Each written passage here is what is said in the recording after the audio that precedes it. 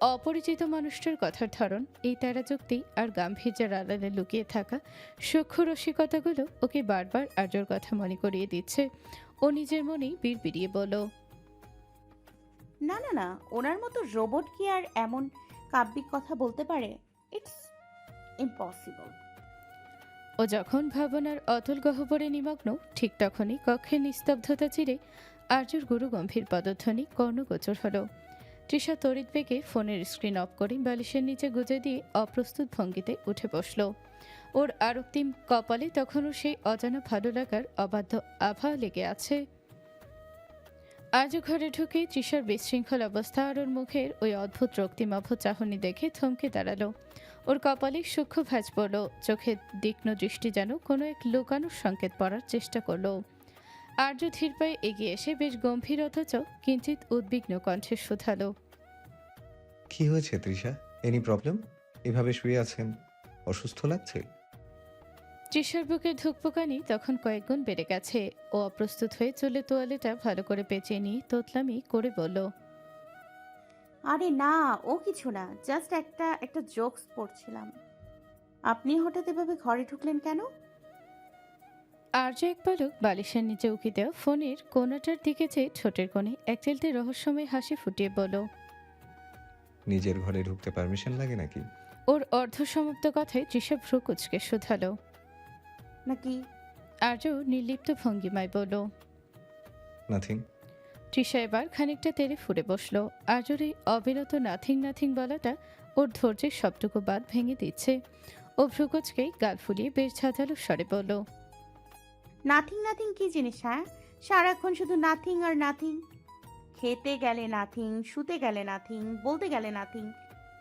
তৃষার এক নাগাড়ে বলা কথাগুলো আর্যর কর্ণগোচর হলো ঠিকই, কিন্তু ওর প্রতিক্রিয়ার কোনো পরিবর্তন এলো না।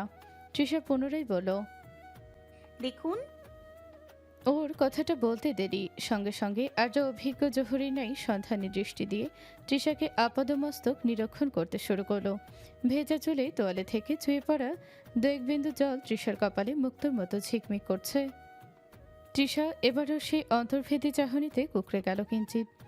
অস্বস্তিতে আড়ষ্ট হয়ে কাচুমাচু ভঙ্গিমায় বলল, কি কি করছেন?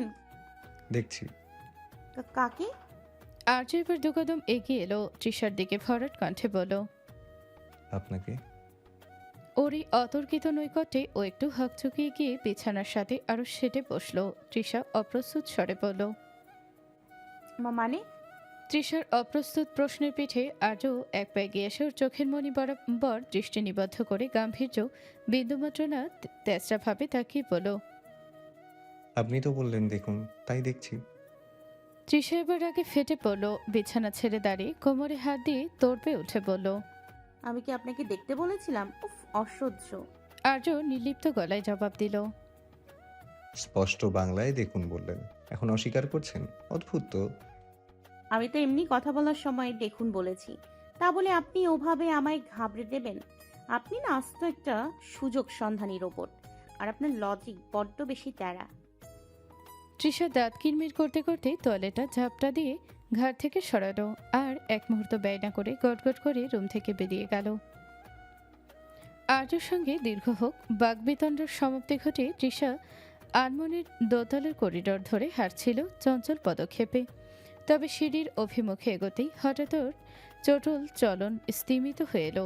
সিঁড়ির ঠিক ওপরের ধাপটাই এক ফালি অবাধ্য রোদ এসে পড়েছে, যেখানে মেঝের মসৃণতা কেমন যেন এক বিসদৃশ আর পিচ্ছিল উজ্জ্বলে চকচক করছে। তৃষা কৌতূহলী হয়ে ধীর পায়ে এগিয়ে গেল এবং সাবধানে সামান্য নুয়ে বসে আঙুল ছুঁয়ে পরখ করল ওর অনুমানী নির্ভুল চটচটে তৈলাক্ত আস্তরণ। তৃষার কপালে চিন্তার সূক্ষ্মভাজ গভীর হলো। এত লোকজনের ভিড়েও এতটা অসতর্কতা! হঠাৎ আশেপাশে উপস্থিত দেখতে এক ঝলক চাইলেও সঙ্গে সঙ্গে ওর দৃষ্টিগোচর হলো অদূরবর্তী স্তম্ভের আড়ালে এক ঝলক পরিচিত বেগুনি ওনার আঁচল বাতাসের ঝাপটায় দুলছে। ওকে চাইতে দেখে সরে গেল সেটি। ব্যাস, তৃষার বুঝতে বাকি রইল না যে কাজটা কার মস্তিষ্ক প্রসূত।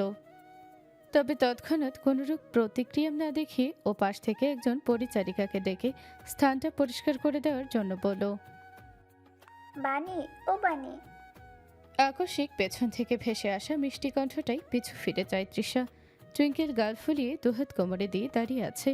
তৃষা খানিক এগিয়ে গিয়ে ওর সমান উচ্চতায় হাঁটু মুড়ে বসে বলে, ইয়েস প্রিন্সেস। তুমি কই ছিলে? হ্যাঁ, এই তো গোসলে গিয়েছিলাম। গোসল করতে এত টাইম লাগে বুঝি? ইদানিং আমি নোটিস করছি তুমি আমাকে একদম প্রায়োরিটি দাও না, একদম আদর করো না। টুইঙ্কেলের এমন বাচ্চামিপূর্ণ অভিমানী সুরে তৃষা নিজেও ঠোঁট উল্টায়। ওর আদরে তুলতুলে জলে নিজের নরম হাত ঠেকিয়ে বলল, তাহলে তো বানি পচা হয়ে গিয়েছি প্রিন্সেস, বাট আমি খুব করে সরি। আসলে এত মানুষের ভিড়ে তো। অ্যান্ড আই প্রমিস ঢাকায় ফিরে আমরা আবার আগের মতো খেলা করব। টুইঙ্কেল পূর্বের ন্যায় গাল ফুলিয়ে বলল। প্রমিস তো? তৃষা ওর কনিষ্ঠ আঙুলটি বাড়িয়ে দিয়ে টুইঙ্কেলের ছোট আঙুলের সাথে আলতো করে জড়িয়ে বলল। Pinky promise sweetheart. টুইঙ্কেলের মেঘাচ্ছন্ন মুখশ্রীতে এবার স্বচ্ছ রোদ্দুরের দেখা মিলল। তৃষা ওকে পাজাকোলা করে কোলে তুলে নিয়ে ওড়নাকে নিজের নাক ঘষে আদর করে দিল। এই যে মিস্টার হনুমান, আমার রুমে উকি ঝুঁকি দিচ্ছেন কেন? আদ্রিয়ান দরজার ফ্রেম থেকে দ্রুত মাথা সরিয়ে নিয়ে পকেটে হাত গুজে বেশ ভাবলেশহীন ভঙ্গিতে দাঁড়ায়। মেহসানা ভেজা হাত মুছতে মুছতে ঘর থেকে বেরিয়ে এসে ওর সামনে দাঁড়িয়ে কপালে কয়েকটা ভাঁজ ফেলে ফের বলে, সিসিটিভি হওয়ার শখ হয়েছে নাকি? এটা কিন্তু একটা girls room, get it? Adrian এক মুহূর্ত অপ্রস্তুত হলেও দমে গেল না একটু। প্রথমত হনুমান নয়, আদ্রিয়ান নামটা মুখস্থ করার চেষ্টা করুন। আর দ্বিতীয়ত এই দরজার ওপর কি আপনার নাম খোদাই করা আছে যে এখানে দাঁড়ালেই সেটা আপনার পার্সোনাল টেরিটরি হয়ে যাবে? আমি জাস্ট ল্যান্ডস্কেপ ভিউ দেখছিলাম। আপনার মতো নয়েজ মেশিন দেখার শখ আমার অন্তত নেই। ভিউ দেখার আর জায়গা পেলেন না? এই করিডোরে কি টেলিস্কোপ লাগানো আছে? অজুহাত না দিয়ে স্বীকার করুন যে আপনি ঝগড়া করার জন্য টার্গেট খুঁজছিলেন। প্রাইভেসির একটা ব্যাপার আছে, সেটা জানেন তো? প্রাইভেসি তো তাদের জন্য যারা শান্ত থাকে। আপনার মতো সারাক্ষণ সাউন্ড পলিউশন করা মানুষের তো ব্রডকাস্টিং লাইসেন্স নেওয়া উচিত। আর এমনিতেও আমি সাবরিনাকে খুঁজেছি, ওকে দেখেছেন? না। তা দেখবেন কেন? সারাদিন চেঁচামেচি করতে থাকলে অন্যের খবর রাখার সময় হয় নাকি? আদ্রিয়ান বিড়বিড় করে বলা মেহসানা ঠিক শুনতে পেল না কথাগুলো, তাই কিঞ্চিত কৌতূহলী হয়ে ও ফের শুধালো, কি বললেন? কই কিছু না তো। আপনার মতো বাঘিনীর সামনে আবার কি বলবো? প্রশ্নের জবাব তো পেয়ে গিয়েছি। মেহসানা কিছু একটা বলতে গিয়েও নাক ফুলিয়ে দরজাটা সশব্দে বন্ধ করে দিল। আদ্রিয়ান করিডোরে একা দাঁড়িয়ে নিজের বিজয়ীর হাসিটা চেপে আরেকবার দরজার দিকে তাকিয়ে মনে মনে বিড়বিড়ালো। She is too much interesting, I like it. অন্তরিক্ষের বক্ষ জুড়ে এক ফালি চাঁদের আধিপত্য। তারকদার মঞ্জিলের পূর্ব পার্শ্বের বিস্তৃত কক্ষটিতে আজ চাঁদের হাট বসেছে। আম্রকাননের পাতায় পাতায় ঝিঝি পোকার সুরলহরী আর দূর থেকে ভেসে আসা বকুল ফুলের মাদকতার ঘ্রাণে যামিনী আজ বড্ড মায়াবী। আজ অহনার মেহেদি, সেই উপলক্ষেই রীতিমতো জনাকীর্ণ স্থানে পরিণত হয়েছে কক্ষটা। আসরের মধ্যমণি অহনা পার্শ্ববর্তী সোফায় বসে আছে। তার দুহাত জুড়ে মেহেদির সূক্ষ্ম কারুকাজ পল্লবিত হচ্ছে লতার ন্যায়। সম্মুখে উপস্থিত রমণীদের মধ্যে হাত সাজানো তৎপরতা স্পষ্ট। একে একে প্রত্যেকের মেহেদি দেওয়ার সম্পূর্ণ হলেও এক কোণে চুপিসারে বসে আছে তৃষা। মেহেদি দেওয়া তার অপছন্দনীয় ব্যাপারটা এমন নয়, তবে মেহেদি দিতে গেলেই এখন সবাই বলবে হাতে আর্যর নাম লিখতে। বিষয়টা আর্য কিভাবে নেবে সেটা জানা নেই, এজন্যই মূলত মেহেদি দেওয়ার ইচ্ছা থাকলেও যাচ্ছে না ওখানে তৃষা। হঠাৎ মেহসানার সঙ্গে সাবরিনা, মৃত্তিকা, রাইসা আর তামান্না ওর পাশে এসে ধপ করে বসে পড়ল। প্রত্যেকের হাত সজ্জিত মেহেদির গাঢ় রঙে। মেহসানা তৃষার কাঁধে একটা ধাক্কা দিয়ে বলল, কি রে, এভাবে কোনায় বসে মশা তাড়ানোর মানে কি? সবার হাত বুকিং হয়ে গেল আর তুই এখনো হাত গুটিয়ে বসে আছিস? তৃষা আমতা আমতা করে বলল, না মানে মেহু, আমার না আজ কেন জানি মুড নেই। আর এই মেহেদির গন্ধটা কেন জানি বড্ড কড়া লাগছে। রাইসা পাশ থেকে টিপ্পনি কাটল, ভাবিমণি, মুড নেই নাকি? আর্য ভাইয়ার নামের অক্ষর লিখতে লজ্জা লাগছে। আমরা তো ভাবছিলাম তোমার হাতের তালুতে একদম হার্ট শেপ দিয়ে ভাইয়ার নামটা ইনভেন্ট করব। তামান্না এগাল হেসে রাইসার কথায় সায় দিল। একদম ঠিক ভাবি। তুমি যদি এখন মেহেদি না পড়ো তবে কিন্তু আর্য ভাইয়া ভাববে আমরা তোমাকে এক ঘরে করে রেখেছি। আর ভাইয়ার ওই পজিটিভ মোমেন্ট কথা তো জানোই, শেষে দেখা যাবে আমাদেরকেই ধমক খেতে হচ্ছে। তৃষা বিরক্তি নিয়ে বলল, আরে উনি এসব মেহেদি টেহেদি খেয়ালই করে না। উনি আছেন ওনার ল্যাপটপ আর ধমক নিয়ে। তামান্না খানিক রসিকতা করে বলল, ল্যাপটপ না, ওনার তৃষাকে নিয়েই হবে। ওর কথার প্রত্যুত্তরে তৃষা কিছু বলতে যাবে তার আগে মেহসানা ওর হাত ধরে একরকম হ্যাচকা টান মেনে নিজের কবজিতে বন্দি করে ফেলল। অতঃপর তৃষার দিকে তাকিয়ে বলল, তোমার বিলাভড হাজবেন্ড কি খেয়াল করে আর কি করে না সেটা আমরা খুব ভালো করেই জানি রে ডার্লিং। তুই এখন সুর করে আমাদের সাথে যাবি নাকি আমরা চারজন মিলে তোকে পাজা কোলা করে নিয়ে যাব সেটা ডিসাইড কর। আমাদের কিন্তু গায়ে অনেক জোর। রাইসা, সাবরিনা, মৃত্তিকা আর তামান্নাও তখন তৃষাকে চারদিক থেকে ঘিরে ধরেছে। তৃষা নিরুপায় হয়ে অসহায় স্বরে বলল, আরে আচ্ছা ছাড় বাবা, আমি যাচ্ছি না। চার মূর্তির সম্মিলিত প্রাবল্যের কাছে তৃষার সকল প্রতিরোধ তাসের ঘরের মতো ভেঙে পড়ল। এক প্রকার জোর জবরদস্তি করে ওকে মেহেন্দির আসরে বসালো ওরা। শিল্পীটি ওদের সম্মতিক্রমে নিপুণ আঙুল তৃষার ফর্সা হাতের তালুতে শীতল মেহেন্দির প্রলেপ ছুঁয়ে সূক্ষ্ম নকশার জাল বুনতে শুরু করলো।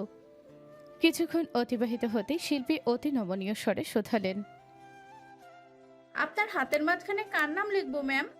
নামের প্রথম অক্ষরটা বলুন। তৃষা কিঞ্চিত লজ্জিত হয়ে আমতামতা করে বলতে চাইল, থাক, নামের দরকার নেই, আপনি শুধু ডিজাইনটাই পূর্ণ করুন। কিন্তু তৃষার মুখের কথাটুকু কেড়ে নিয়ে পাশ থেকে মেহসানা ফোরন কাটল। আরে বলিস কি, নাম ছাড়া মেহেদি কান্নাকাটি শুরু হয়ে করবে তো। আর এমনিতেও অত পার্সোনাল ওয়ার্ড আছে। অতপর মেহেন্দি আর্টিস্টের দিকে তাকিয়ে বলল, আপনি একদম বড় বড় করে আর্য লিখে দিন। তৃষা বাধা দিতে গিয়ে ওদের ধমকের তোড়ে হার মারল। শিল্পী ওর হাতের তালুতে অতি নিপুণভাবে ফুটিয়ে তুললেন একজোড়া বর্ণমালা। তৃষা শুধু চেয়ে রইল সেদিকে, কোনো প্রতিবাদের ভাষা খুঁজে পেল না নিজের শব্দ ভাণ্ডারে। মেহেদির আসর তখন অনেকটাই পাতলা হয়ে এসেছে। অহনাকে নিচে নিয়ে যাওয়া হয়েছে। সেখানে উপস্থিত শুধুমাত্র রাইসা আর মেহসানারা। তৃষা নিজের দুই হাত মেলে ফ্যানের নিচে বসে আছে মেহেদি শুকানোর প্রতীক্ষায়। হঠাৎ কক্ষের নিস্তব্ধতা চিরে ঝড়ের বেগে প্রবেশ করল টুইঙ্কেল। পেছনে পেছনে আর্য ঢুকল। তবে ওর মুখভঙ্গি দেখে মনে হচ্ছে ও কোনো মহাবিপদে পড়ে এই একরত্তি মেয়ের পিছু নিয়েছে। টুইঙ্কেল এসে তৃষার পাশে ধপ করে বসে পড়ে আর্যর দিকে আঙুল উঁচিয়ে বলল, পাপ্পা তুমি বড্ড চিতার। তুমি বলেছিলে না বাণীকে মেহেদি দিয়ে সাজিয়ে দেবে, এখন কেন পালানোর চেষ্টা করছো? আর্য কপালে হাত দিয়ে একটা দীর্ঘশ্বাস ফেলল ও তৃষার দিকে এক পলক তাকিয়ে বেশ অসহায় স্বরে বলল, মাম্মাম, আমি বলেছি বানি মেহেদি পরলে সুন্দর লাগবে। তার মানে এই নয় যে আমি নিজে ওকে সেটা পরিয়ে দেব। আমার marine engineer, not a Mehedi artist. Twinkle এবার গাল ফুলিয়ে তৃষার কোল ঘেঁষে বসল। তৃষা নিজের ভেজা মেহেদি রাঙানো হাত দুটো সাবধানে সরিয়ে রেখে টুইঙ্কেলকে সামলাতে চাইল। টুইঙ্কেল এবার তৃষার হাতটা আর্যর দিকে এগিয়ে দিয়ে বলল, দেখো পাপা, বাণীর হাতের এই ডিজাইনটা এখনো অসম্পূর্ণ। এখানে একটা গ্যাপ আছে, তুমি এখানে একটা ছোট্ট হাত এঁকে দাও তো। প্রমিস, এটা করলেই আমি তোমাকে বেস্ট পাপা বলবো। পাশে বসে চারমূর্তি টুইঙ্কেলের কথায় ঠোঁট চেপে হাসছে। এদিকে লজ্জায় রীতিমতো মাটির নিচে গেড়ে যেতে ইচ্ছে করছে তৃষার। ও আমতা করে বলল, আরে টুইঙ্কেল থাক না সোনা, পাপা তো এগুলো পারে না, আর ডিজাইন তো অলরেডি ডান। টুইঙ্কেল যে দেখিয়ে বলল, no, papa is a liar. পাপাই তো আমাকে প্রমিস করেছিল, বলেছিল তোমাকে পরিয়ে। বাট তোমাকে যখন মেহেদি পড়াচ্ছিল ওরা, তখন পাপা কোথায় গিয়েছিল? টুইঙ্কেল তৃষার এমন কথোপকথনের মাঝে অপ্রস্তুত হয়ে উঠছে। আর্যর এমন অবস্থায় লক্ষ্য করে বসে থাকা চারমূর্তি উঠে দাঁড়ালো। রুম থেকে প্রস্থান করতে করতে বলল, আমরা যাই বাপু, কাবাব মেয়ে হাড্ডি হতে চাই না। টাটা। টুইঙ্কেল মামুনি, তুমি যাবে? চলো আমরা আইসক্রিম খেতে যাব। টুইঙ্কেল আইসক্রিমের প্রলোভনে আর এক দণ্ড দাঁড়ালো না, চলো ওদের সঙ্গেই। ওরা বেরিয়ে যেতেই ঘরটা যেন এক নিমিষে নিস্তব্ধতার চাদরে ঢেকে পড়ল। কিন্তু সেই নিস্তব্ধতা স্থায়ী হলো না। দরজার ওপাশ থেকে রাইসা আর মেহসানের চাপা হাসি আর হুট করেই দরজার বাহিরে সিটকিনিটা আটকে দেওয়ার শব্দে তৃষার বুকটা ছলৎ করে উঠল। তৃষা অপ্রস্তুত হয়ে তড়িৎ বেগে বিছানা ছেড়ে দরজার দিকে ছুটতে গেল, কিন্তু মেহেদির ভেজা হাত দুটো সামলাতে গিয়ে ওর গতি স্তিমিত হয়ে এলো। ও দরজার হাতল ধরে কয়েকবার ঝাঁকুনি দিয়ে করুণ স্বরে ডাকল, এই মেহু, রাইসা, দরজা খোল বলছি, ফাইজলামি করিস না, খোল। ওপাশ থেকে মেহসানের চপল কণ্ঠ ভেসে এলো, ব্যস্ত থাক ডার্লিং, কাল সকালের আগে এই দরজার চাবি ইন্তেকাল করিয়াছে। পর ইন্না ইল্লাহি ওয়া ইন্না ইল্লাহি রাজিউন। Good night. তৃষা হতাশ হয়ে দরজার সামনে মেঝেতে বসে পড়ার মতো ভঙ্গি করলো। ও আর্যর দিকে তাকাতে দেখলো আর্য জানালার কাছে দাঁড়িয়ে এক হাত পকেটে গুজে বেশ শান্ত চোখে ওকে দেখছে। ওর নির্লিপ্ত ভঙ্গিমায় তৃষা রীতিমতো বিচলিত হয়ে বলল, কি আপনি চুপচাপ দাঁড়িয়ে আছেন কেন? আপনি একবার ধমক দিলেই তো ওরা দরজা খুলে দিত। আর্য ধীর পায়ে গিয়ে এলো তৃষার দিকে, বিছানার কিনারে বসে পায়ের ওপর পা তুলে বেশ আয়েসি ভঙ্গিতে বলল, ধমক দিয়ে কোনো লাভ নেই তৃষা। এই টিমে আপনার বান্ধবী মেহেসানা আছে, আর তাছাড়া বাইরে এখন ডজন খানেক সিসিটিভি ক্যামেরা ঘুরছে। আমি সিন ক্রিয়েট করতে চাই না। তৃষা চোখ বড় বড় করে বলল, তাহলে এবার কি হবে? নাথিং। ফের সেই নাথিং শুনে মস্ত গরম হলো তৃষার। মানে কি আপনি বুঝতে পারছেন? এই রুমে আলাদা কোনো শোবার স্পেস নেই, তার উপর আমার হাতে মেহেদি। সো আমার মাথা ঘুম আসছে আমার। তো ঘুমিয়ে পড়ুন। আল্লাহ, আপনি কি বুঝছেন না? কি বুঝবো? তৃষা হতাশ হয়ে একটা তপ্ত শ্বাস ফেল। ও বুঝে গেছে এই পাথরের মূর্তিকে যুক্তি দিয়ে চলানো ওর সাধ্যের বাহিরে, আর বোঝানো তো অসম্ভব। ওর আগে গজগজ করতে করতে বলল, আপনি আপনার নাথিং নিয়েই থাকুন, আমি চললাম ঘুমাতে। তৃষা সাবধানে নিজের মেহেদি রাঙানো হাত দুটো বালিশের বাহিরে ঝুলিয়ে রেখে বিছানার এক কোণে গুটিসুটি মেরে শুয়ে পড়ল।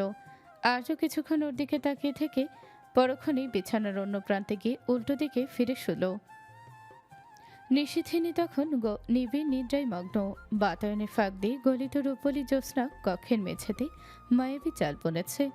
আর্যর তন্দ্রাচ্ছন্নতা হঠাৎই এক মৃদু ভারে টুটে গেল। ও অনুভব করল ওর প্রশস্ত বক্ষের ওপর এক উষ্ণ কোমল পরশ। তৃষার একটি মেহেদি রাঙা হাত আর্যর শার্টের বোতামের ওপর অবিন্যস্তভাবে রাখা। ধীরলয়ে নয়ন মেলে এমন স্পর্শে হাতটা সরানোর প্রয়াসে আর্য যেই না পাশ ফিরল। সঙ্গে সঙ্গে ওর হৃৎপিণ্ড যেন এক মুহূর্তের জন্য থমকে দাঁড়িয়ে পুনরায় প্রবল বেগে স্পন্দিত হতে শুরু করলো।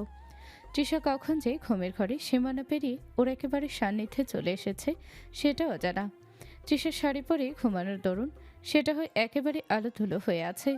আঁচলটা অবাধ্য হয়ে বুক থেকে বিচ্যুত হয়ে একপাশে লুটিয়ে পড়েছে, ফলে ওর মেয়েলি বক্ষদেশ আর মেধহীন পেটের উপরিভাগ সম্পূর্ণ অনাবৃত হয়ে আছে। কক্ষের আলো না নেভানোর দরুন তৃষার এমন অবস্থা সরাসরি চক্ষুষ আর্যর সম্মুখে। এদিকে ওকে এমন অবিন্যস্ত অবস্থায় দেখে আর্যর চক্ষুদায় কোটর থেকে বের হয়ে আসার উপক্রম। কণ্ঠনালীতে এক শুষ্ক ঢোক গেলে তৎক্ষণাৎ দৃষ্টি সরিয়ে নিজেকে সামলানোর ব্যর্থ প্রচেষ্টায় মগ্ন ও। তবে পার্শ্ববর্তী রমণীটি হয়তো চায় না ওকে শান্ত রাখতে। আর্য পাশে ঘুরতেই নিদ্রাচ্ছন্ন তৃষা আরও বেশি কুকড়ে এসে আর্যর বাহু জড়িয়ে ধরল। ওর উষ্ণ নিঃশ্বাস এখন আর্যর গ্রীবাদেশে তপ্ত বাতাসের ন্যায় আশ্রে পড়ছে। ওর অবিন্যস্ত আঁচল আর অনাবৃত ত্বকের শুভ্রতা আর্যর সংযমের দেওয়ালে প্রবল বেগে আঘাত হানছে। আর্যর পেশিবহুল শরীরটা পাথরের মতো শক্ত হয়ে আছে। ও তৃষাকে সরিয়ে দিতে গিয়ে টের পেল তৃষার শক্ত হাতে খামচে ধরে আছে ওর শার্টটা। উপায়ন্তর না পেয়ে আর্য ওর দিকে ঘুরল নিজেকে ছাড়ানোর প্রয়াসে। সঙ্গে সঙ্গে বাতাসের ঝাপটায় তৃষার অবাধ্য কেশরাজি আর্যর নাকে মুখে আশ্রে পড়ল। আর্য নিজের চোখ দুটো শক্ত করে বুঝে বিড়বিড়িয়ে বলল, মাই স্টুপিড লেডি, তুমি জানো না তুমি কোন আগুনের সাথে খেলছো? আমার ধৈর্যের বাঁধ আর কতক্ষণ টিকবে সেটা আমার নিজেরও জানা নেই। I am really sorry for my. অরুণোদয়ের অলভাক্ত রঞ্জনে রঞ্জিত নীলিমা নিষেধিনীর তিমির জবনিকা অপসরণ হয়ে এক স্নিগ্ধ হিরণময় দ্যুতি ধরিত্রীর অবহেলিত ধূলিকণা হতে বনস্পতির পল্লব শীর্ষ পর্যন্ত পরিব্যাপ্ত হয়েছে। নবপ্রভাতের সূচনা লগ্ন হতেই তুমুল ব্যস্ততা তালুকদার মঞ্জিলে। পূর্বে জমিদার মঞ্জিল খ্যাত সে বাড়ির উত্তরসূরি শাহরিয়ারার অহনার পরিণয় লগ্ন আজ। আত্মীয় স্বজনের কলকলিয়ার বৈবাহিক আয়োজনে হুলস্থুল কাণ্ড। একই বাড়িতে বরকনের অবস্থান থাকায় রীতিমতো এলাহি কাণ্ড বেঁধেছে। অহনাকে বধূবেশে সাজানোর জন্য ধলেশ্বরী কক্ষটিকে রীতিমতো বিউটি পার্লার বানিয়ে ফেলেছে রাইসা, তামান্না, মেহসানা, তিথি আর তৃষা। ওদের সকলের পরনে মিল রেখে একরঙা লেহেঙ্গা। তামান্না অহনার চুলে শেষ মুহূর্তে চিরুনি চালিয়ে আয়নায় তৃষার প্রতিবিম্বের দিকে তাকিয়ে একগাল হেসে বলল, ইস, ভাবিকে যা লাগছে না আজ। ভাইয়া তো জুম্মার নামাজ পড়তে গিয়েছি, খুতবা শোনার বদলে নির্ঘাত তোমার নাম জপ করবে, তাই না মিহু? মেহসানা তৃষার ওনার ভাঁজটা ঠিক করে দিতে দিতে ঠোঁটুলটে কৃত্রিম দীর্ঘশ্বাস ফেলে বলল, আজ একটা ক্যাপ্টেন নেই বলে আমার নাম কেউ জব করবে না। তৃষা ওকে কিছু বলার আগে পাশ থেকে তামান্না ওকে টিপ্পনি কেটে বলল, তুমি আর ঢং করো না তো, তোমার তো সাজেন আছে, আমার তো তাও নেই, তাই না রাইসা?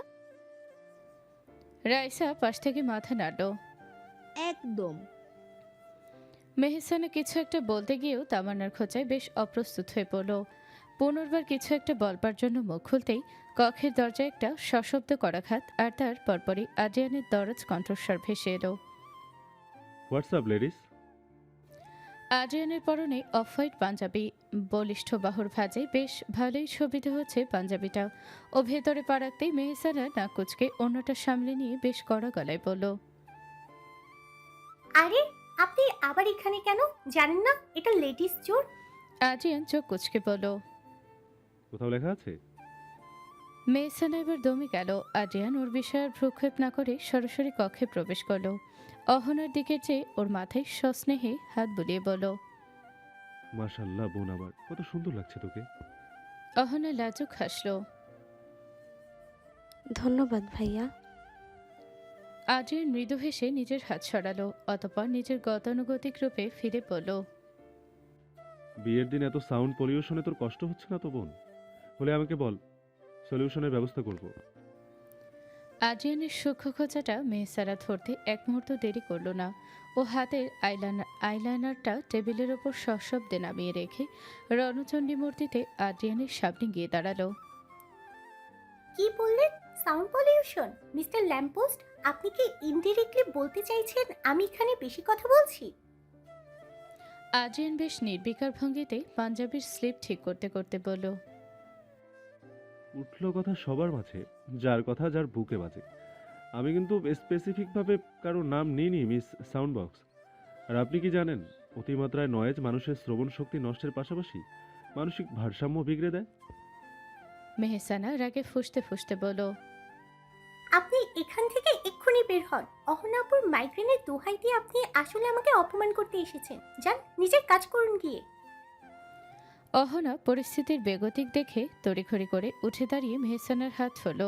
ও বেশ মিনমিনিয়ে গলায় বলল, আরে মেহু, শান্ত হও। ভাইয়া বোধ হয় ওই সাউন্ড বক্সের মিউজিকের কথা বলছিল। বাইরে যে বেগে গান বাজছে তাতে সত্যি আমার মাথার ভেতরটা ঝনঝন করছে। আদ্রিয়ান এবার এক বিজয়ী হাসি হেসে মেহসানার দিকে তাকালো, অতঃপর অহনার মাথায় ফিস স্নেহের পরশ বুলিয়ে বলল, আমি এটার কথাই বলছি, কিন্তু কিছু মানুষ তো সব কিছুতেই নিজেকে কেন্দ্রবিন্দু ভাবে। সারাদিন মাইক্রোফোনের মতো না বকবক করলে যাদের পেটের ভাত হজম হয় না, তাদের কাছে তো জাস্টিস আশা করা বৃথা। মেহসানার কথা না বাড়িয়ে মুখ বাঁকিয়ে দৃষ্টি সরালো। তৃষা হাসতে হাসতে স্থান ত্যাগ করতে করতে সকলের উদ্দেশ্যে বলল, তোমরা থাকো, হ্যাঁ? টুইঙ্কেল মেবি ঘুম থেকে উঠে গিয়েছে, আমি যাই, ওকে রেডি করতে হবে। টুইঙ্কেলকে সাজিয়ে কিছুক্ষণ হলো নিচে নেমেছে তৃষা। শুক্রবার হয় জুম্মাবাদ বিয়ের আয়োজন। সময়ের জায়গা গড়িয়ে বেলা বেশ খানিকটা বেড়েছে। ঘড়ির কাঁটা এখন 11:05 ঘর ছুঁয়েছে। আবহাওয়াটা নাতিশীতোষ্ণ, মেঘের আনাগোনা চলছে অবিরাম, তবে বৃষ্টির দেখা নেই। নতুন আরও অনেক আত্মীয়র সঙ্গে আলাপচারিতা চুকিয়ে ও মেহসানাকে খুঁজতে মত্ত। কারণ এই একটাই, সবাই মিলে ছবি তুলবে আজোরা। তবে একটাকেও হাতের নাগালে পাওয়া যাচ্ছে না, বিক্ষিপ্তভাবে বিভিন্ন স্থানে ছড়িয়ে ছিটিয়ে আছে। তৃষার চঞ্চল ও খিজুগল ওদের খুঁজতে মত্ত। হুট করে অলিন্তে আবর্তিত এক দীর্ঘকায়ী পুরুষের সাথে ওর আকস্মিক সংঘর্ষ ঘটল। ধাক্কার চোটে তৃষা ভারসাম্য হারিয়ে পিছিয়ে যেতেই লোকটির একটি হাত ওর কোণে আঁকড়ে ধরে পতন রোধ করল। তৃষা থতমত খেয়ে মাথা নিচু করে বলে উঠল। আই এম সো সরি, আমি আসলে তৃষা কথা শেষ করতে পারল না। দৃষ্টি তুলে তাকাতেই ওর চোখের মনে স্থির হয়ে গেল। সম্মুখে দণ্ডায়মান পুরুষটির উন্নত নস্যিকা, তীক্ষ্ণ চল আর ভরাট ওষ্ঠাধর ওকে থামিয়ে দিল যেন। লোকটার পরনে নেভি ব্লু রঙের শার্ট হতে সৌন্দর্যের বিস্ফোরণ ঘটছে। লোকটি ঠোঁটের কোণে এক চিলতে স্নিগ্ধ হাসি ফুটিয়ে শান্ত স্বরে বলল। সাবধানে ম্যাম, পড়ে যেতেন তো, আর একটু হলেই। লোকটির কণ্ঠস্বর বড্ড গভীর, তবে ভীষণ নমনীয়। তৃষা নিজের হাতের কবজি ছাড়িয়ে নিয়ে কিঞ্চিত আড়ষ্ট গলায় বলল। অ্যাকচুয়ালি আমি আমার ফ্রেন্ডকে খুঁজছিলাম। আপনার চোট লাগেনি তো? লোকটি স্মিত হেসে পকেটে হাত গুজে দাঁড়ালো। অদ্ভুত সম্মোহনী ভঙ্গিতে মাথা নেড়ে বলল। নো।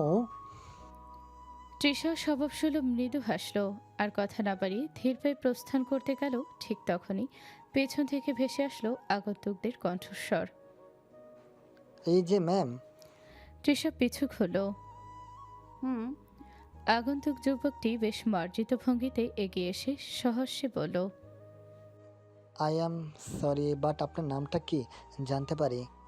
জাস্ট টু নোটিফাই হার্ট সামোহান বেরি অফ দিস ফ্যামিলি। তৃষা কিঞ্চিত সংকুচিত হয়ে বলল। জি, আমি তৃষা নেওয়াজ। যুবকটি হাত বাড়িয়ে সৌজন্যমূলক হাসল। Nice to meet you Tisha ma'am. I am Redwan Ahmed Khan, 4 ইয়ারের বন্ধু। রিদওয়ানের সপ্রতিভ কথা বলার ধরন আর অমায়িক হাসিতে তৃষার আড়ষ্টতা খানিকটা কেটে গেল। ও মৃদু হেসে বলল। ও আচ্ছা, শাহরিয়ার ভাইয়ের বন্ধু আপনি? তৃষার হাসির সময় ওর বাগালে একটি ছোট্ট কাটা দাগের মতো সূক্ষ্ম চিহ্ন ফুটে উঠল, যা হাসলে অবিকল চোলের মতো দেখায়। রিদওয়ান অপলক দৃষ্টিতে সেই মোহময়ী হাসির দিকে তাকিয়ে রইল। পরক্ষণে হালকা গলায় ও বলল। You know what Tisha ma'am, আপনি যখন হাসেন আপনার গালের ওই ছোট্ট চিহ্নটা অদ্ভুত দেখায়। You are so pretty. I must say আপনার boyfriend really lucky, have this beautiful smile every day. Trisha হঠাৎ এমন প্রশংসায় বেশ অপ্রস্তুত হয়ে পড়ল। Thanks, but I don't have any boyfriend. Hrid অবাক কণ্ঠে বলল। রিয়েলি? তৃষা ওকে কিছু বলতে যাওয়ার পূর্বেই ভেসে আসলো এক গম্ভীর পৌরুষ কণ্ঠস্বর। Cause she has husband. ভেসে আসা কণ্ঠটাই তৃষা রিদওয়ান কৌতূহলী হয়ে সেদিকে তাকালো। আর্য এগিয়ে এসে নিজের বলিষ্ঠ হাতটা মুহূর্তেই তৃষার কাঁধের ওপর এক মালিকানা দৃঢ়তায় রাখল। অতঃপর রিদওয়ানের দিকে এক পলক হিমশীতল চাহনি হেনে ধারালো কণ্ঠে বলল। বয়ফ্রেন্ড নেই বলে হয়তো ওর হাসিতে খুব বেশি লাগ খুঁজে পাচ্ছেন মিস্টার, কিন্তু ইনফরমেশনটা একটু কারেক্ট করে দিই। She doesn't have a boyfriend, cause she has a husband, and I am the one who deals with her everyday smile. Ridwan হতভম্ব হয়ে চেয়ে আছে। ঘটনার আকস্মিকতায় মস্তিষ্ক যেন নির্দেশনা দেওয়া বন্ধ করে দিয়েছে ওর। আর্য ওকে আরো স্তব্ধ করে দিতে ফের তৃষার উদ্দেশ্যে আদেশের স্বরে বলল। তোমার হাতটা দেখাও তো তৃষা। তৃষা নিজেও বাকশক্তি হারিয়েছে যেন। ও বোকা দৃষ্টি নিক্ষেপপূর্বক চেয়ে আছে কাঁধে থাকা আর্যর হাতের দিকে। আর্য ওর এমন নির্লিপ্ততা সহ্য করল না, ফের তাগাদা দিয়ে বলল। কি হলো দেখাও। তৃষার ধ্যান ভাঙল এবার। আরে আর্য আর দেরি না করে চট করে তৃষার বাহাতে যেখানে ওর নামটা বড় বড় অক্ষরে লেখা সেটা হৃদের সম্মুখে মেলে ধরে বলল। পারফেক্ট কালার তো, খুব সুন্দর এসেছে। তৃষা কিঞ্চিত অপ্রস্তুত হয়ে উঠেছে আর্যর এমন কাণ্ডে। হৃদ অগোচরে আর দৃষ্টি নিক্ষেপপূর্বক পড়ে নিল ওর হাতে লেখা নামটা। পরক্ষণই বুঝে গেল আর্যর বলা কথাটার সত্যতা। ও মুখ ছোট করে কিছু বলার আগেই আর্য ওর দিকে এক তাচ্ছিল্যের হাসি ছুড়ে দিয়ে তৃষার দিকে ফিরল। তৃষা, রুমে চলো। সেই নেভি ব্লু পাঞ্জাবিটা খুঁজে পাচ্ছি না, যেটা তুমি কাল রাতে বারবার পড়তে বলেছিলে। Ridwan, I am sorry bro. আমার পার্সোনাল স্টাইলিস্টকে এখন আমার বড্ড প্রয়োজন। Enjoy the wedding.